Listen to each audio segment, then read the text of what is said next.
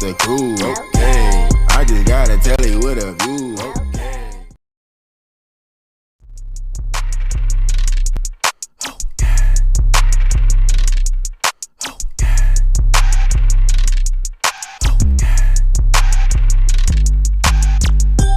Say they wanna party with the crew, okay. I just gotta tell you with a view, okay.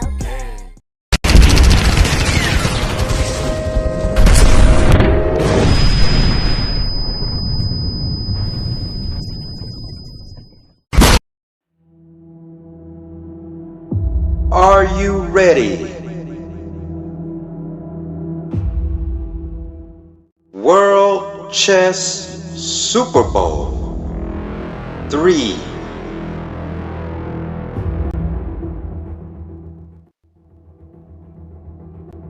Featuring games by Stockfish, Grandmaster Ronick Gukesh, Grandmasters Hikaru Nakamura and Magnus Carlsen.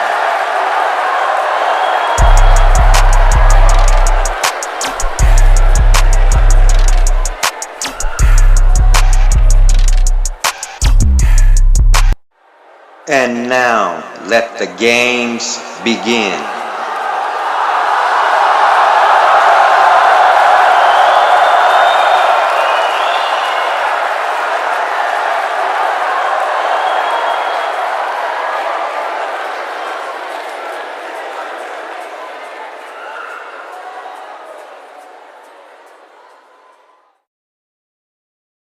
Now, one idea from here is to bolster the d4 pawn. The knight goes from b1 to d2 with the idea of playing a later e4.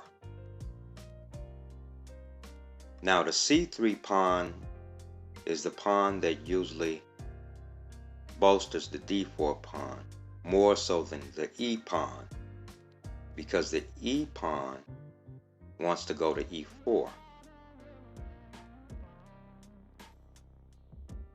So knight b1 to d2 for a future pawn to e4, and by the bishop being on f4 now, the idea is to keep an eye on the e5 square. For example, in the game Nakamura played the queen to b3, but let's take a look at knight takes e4. Knight takes e4, bishop takes e4, bishop d3, trade of light square bishops, and now c4.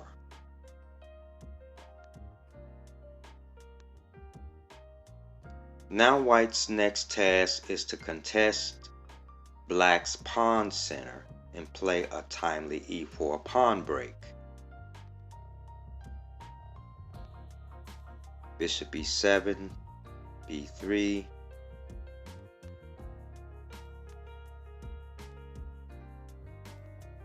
e4.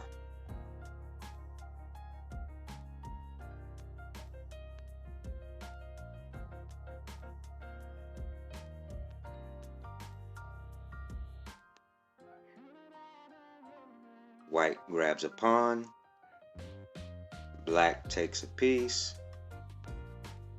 white takes a piece, black grabs a pawn, even trade. However, rook to e5. The rook is nicely placed in the center, on a square from which it attacks the g5 pawn and can slide over to c5, where it would threaten the queen. Lastly, the isolated pawn on c4 is a liability for black. Now let's go back.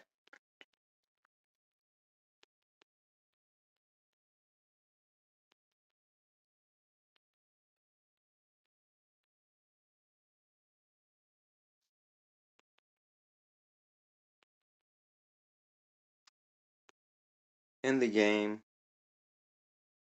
Queen b3 was played and the game continued. Queen d7, bishop b5. Now, relating structures and plans. Now this is White's good bishop. Pawns on dark square, so the bishop on light square. Knight takes d2 was played. In the game, king takes d2 was played, but let's take a look at knight takes d2.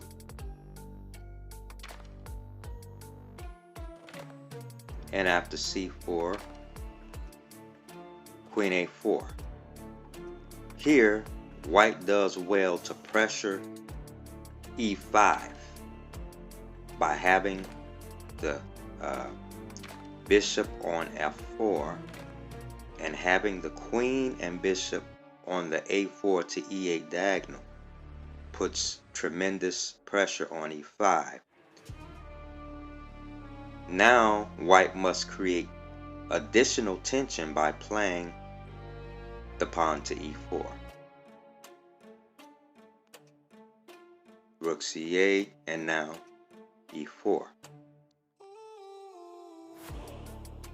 Now let's take a look at two possibilities, bishop g6 and d takes e4. If d takes e4, this removes the protection from c4. That will allow the knight to capture that pawn. And not only that, but Black has double pawns on the e-file, so the line could continue knight takes c4. Now the threat here is knight to e5, but after trade knight a5, an alternative move, rook b6 b4.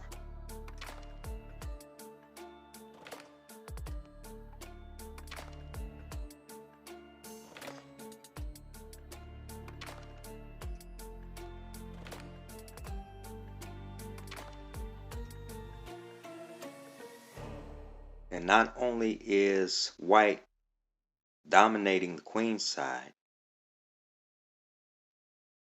but comes out as having the better pawn structure.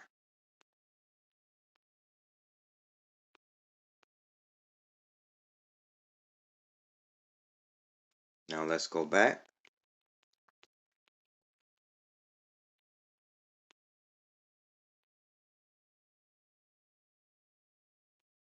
So Black took on e4.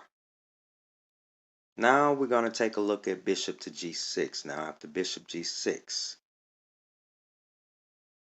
bishop takes c6, queen takes c6, and after a trade of queens, White continues with f3.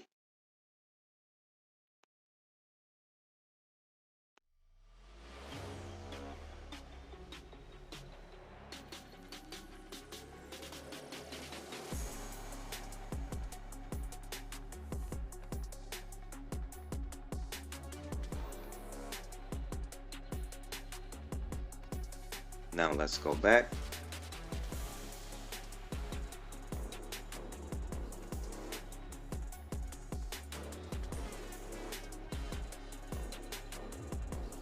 Bishop b5, knight takes d2, and in the game, king takes d2 was played.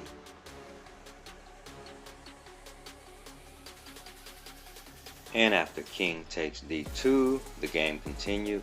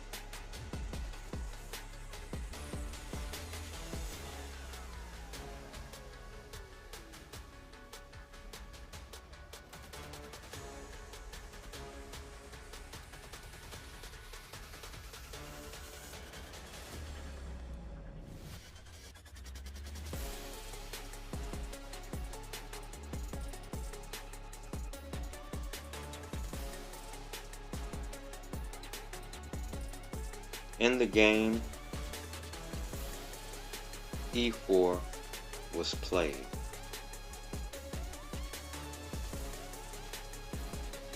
Another idea is to get the king close to the queening square, with ideas such as perhaps moving along these lines or even here if possible, with the idea of um, walking the pawn on the e file to the queening square with the help of the rook here. So you have an outside pass pawn, you have a pawn on the e file, pawn there, a knight here.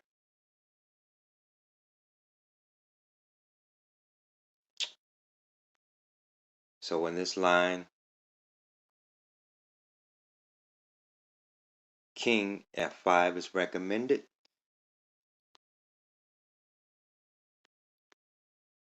But e4 was played. And after king f1, rook g8 was played.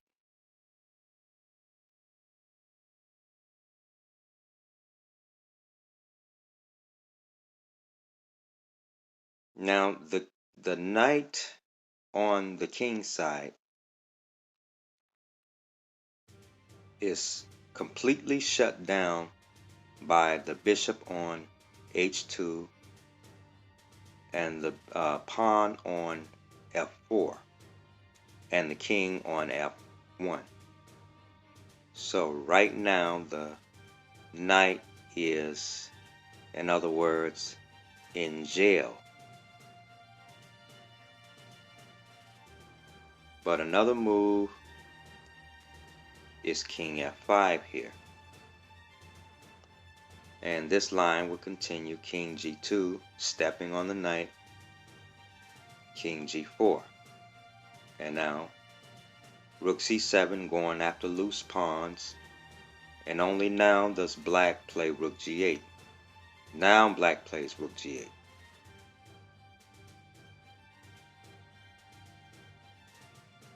Now black had to sacrifice the pawn on b7 in this line. Rook takes b7, h4. Now black's king will need access to h3. So therefore, after rook e7, knight takes f2. Now this sacrifice of the knight has various terms. This can be called a decoy sacrifice. It could be called an attraction sacrifice, since it is the king being decoyed in this case. Others might call it a diversionary sacrifice. Now these terms can be looked up. It can also be called a clearance sacrifice. King takes f2, king h3. So now the king has access to h3. Now this is when rook g8 springs into action. Bishop to g1 and rook g2, king f1, rook takes b2. Bishop f2, king g4. Now the king is headed to f3. And don't forget about black's outside pass pawn. Rook g7 check, and now king f3. After bishop takes h4, rook to b1 check, bishop e1, now king takes e3. The key in this position now is the pawn on e4. Rook f7, king f3, Rook takes f6, pawn to e3. Now the threat is pawn to e2 check, followed by rook takes e1. Now let's go back.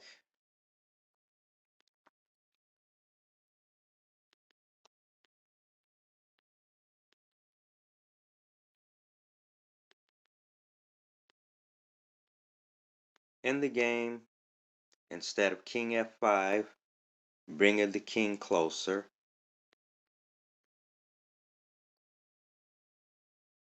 the move that was played was rook g8.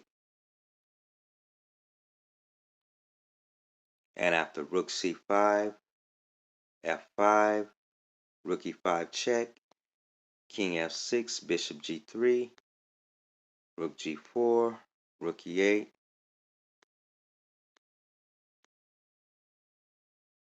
in the game, king g6 was played. Rook h8, king g7, rook b8,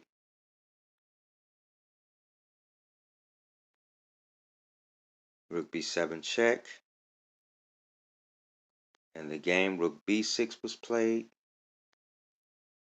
king h5,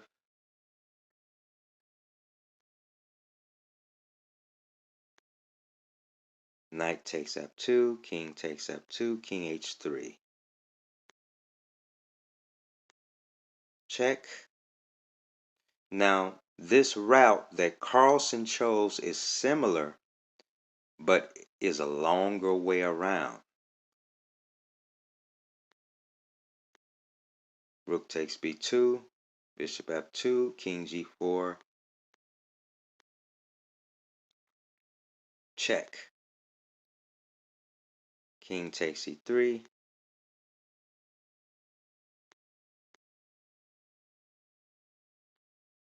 check.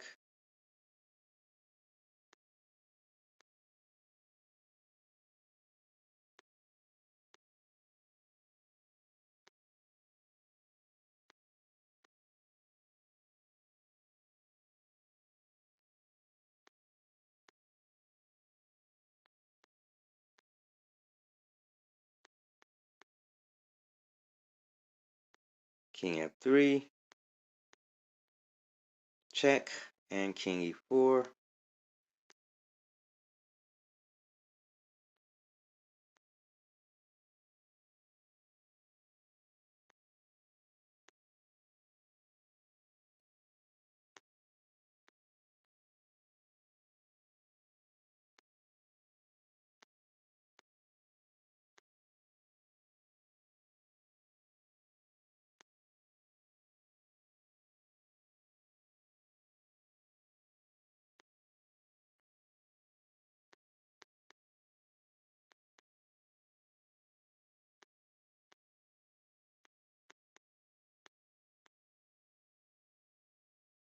And white conceded here.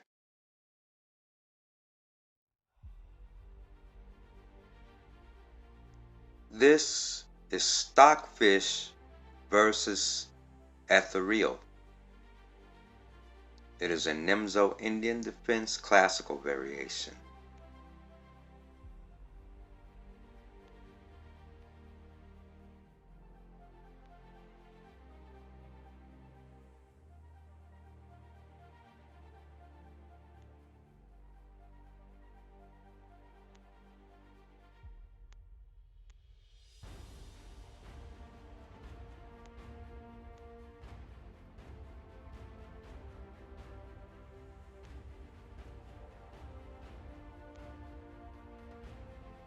Black does get a lot of activity in the opening.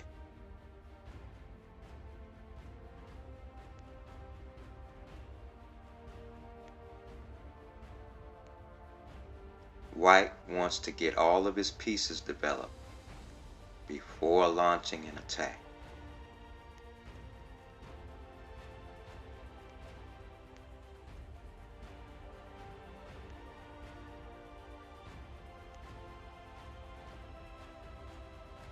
Now white is ready to castle to either side.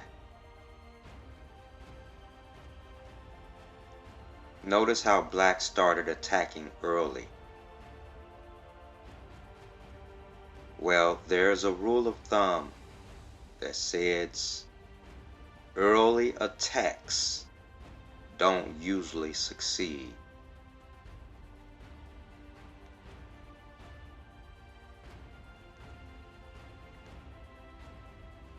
G6 was played in the game. We're going to look at another move. Suppose black decided to capture on f2. Capturing this pawn yields black 6-4 on the pawn count. But white is clearly ahead in development already and gains a number of tempos on the queen and on black's king side. For example,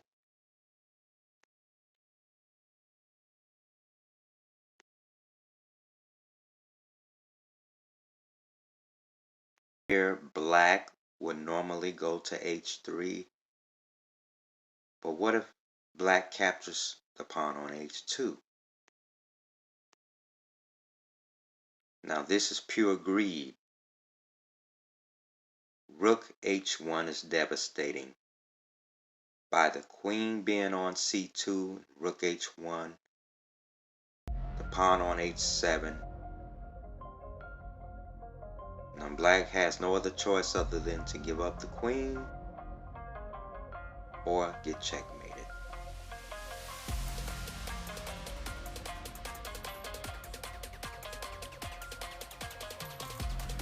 If queen h3, then knight h5. All of black's king side pawns are now vulnerable. For example, after g6, knight b5,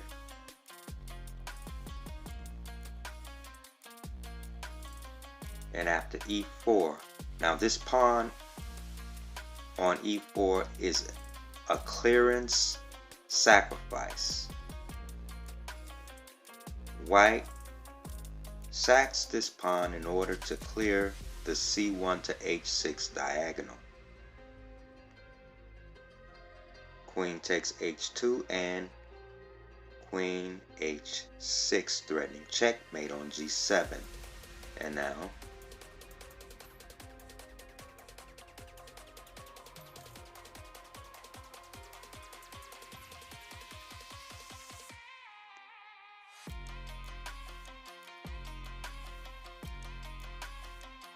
knight takes f7. Check. Check. There is a double attack on the rook on f7.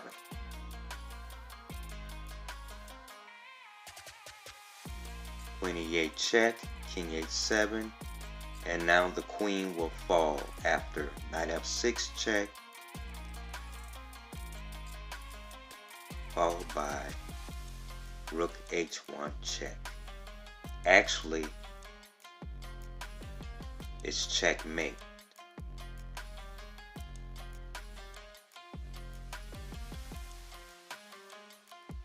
Going back.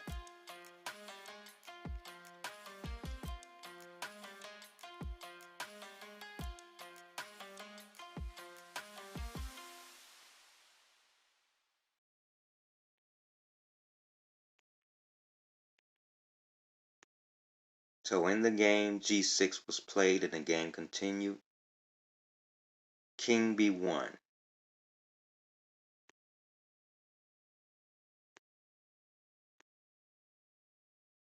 This is a thematic pawn advance known as attack of the h-pawn.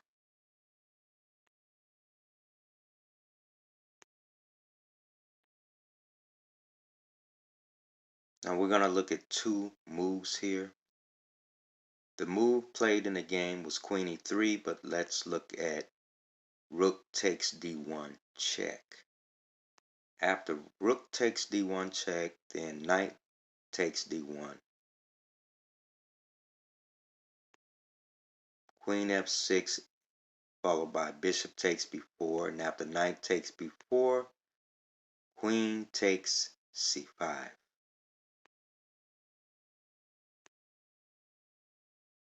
Knight c6 isn't doing anything, and these two pieces on a8 and c8 have never moved.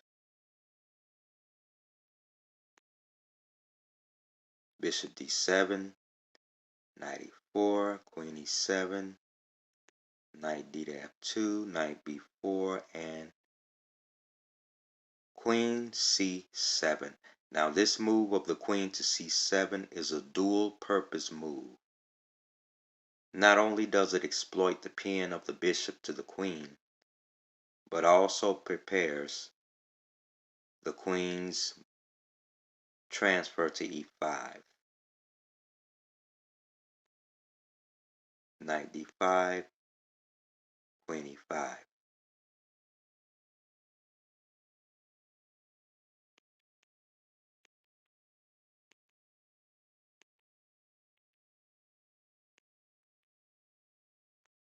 So when the game queen takes e3 was played and the game continued, pawn takes g6, rook takes d8 check, knight takes d8,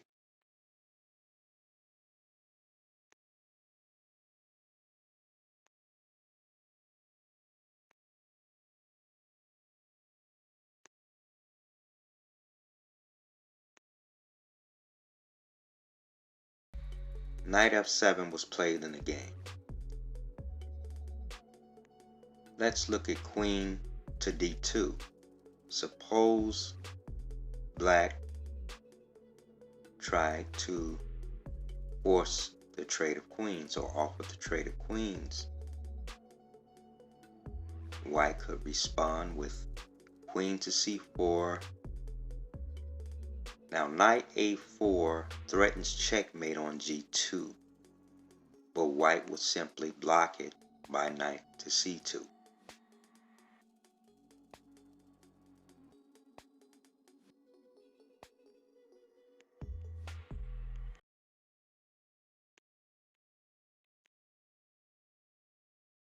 So after knight d1, queen d4, bishop f2, queen to d6, knight e3, knight f7 was played, and the game continued. Queen c4. Now the battery on the h file threatens to take on h7.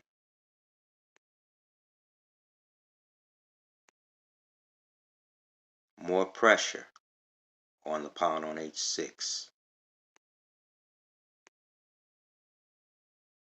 Knight to e4. Forks the queen and bishop.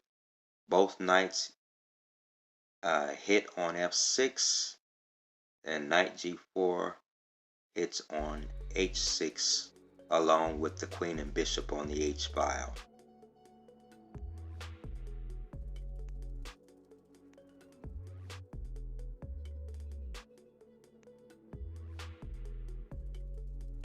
Rook f1 x-rays the opponent's queen.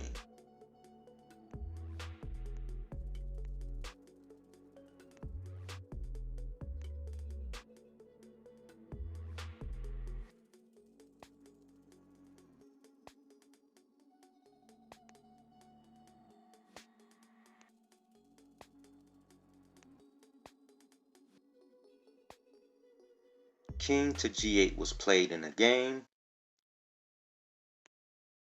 What happens if black plays b6 with the idea of placing the bishop on b7, which would pin white's knight to the queen?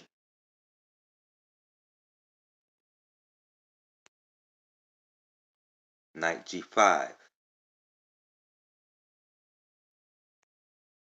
And after queen takes g5, queen takes a8. Queen d8 to defend the bishop on c8, and now bishop h4. A deflection sacrifice. Queen takes h4, queen takes c8 check, and king e7. Now there's trouble on the queen side. There's a double attack on the knight. Knight c4 is a tactic known as removing the defender. White played knight c4 to try and remove the protection of the knight on d7. So let's go back. In the game, king g8 was played, and the line continued.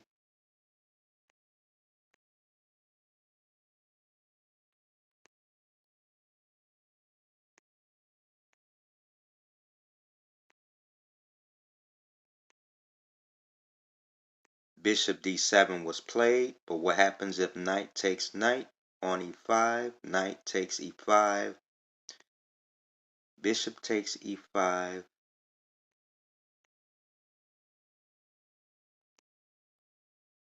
If queen h6, queen e7.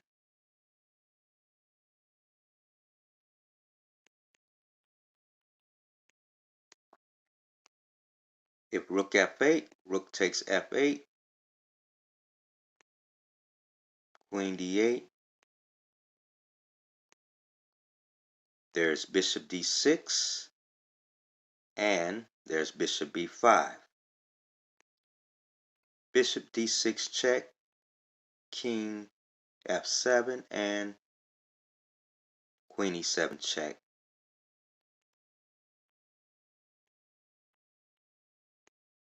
Bishop b5, queen e7, and bishop d6 wins the queen.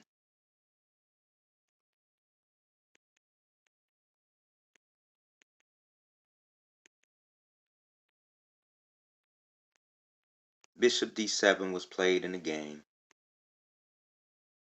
Queen takes b7, rook d8, knight takes f7.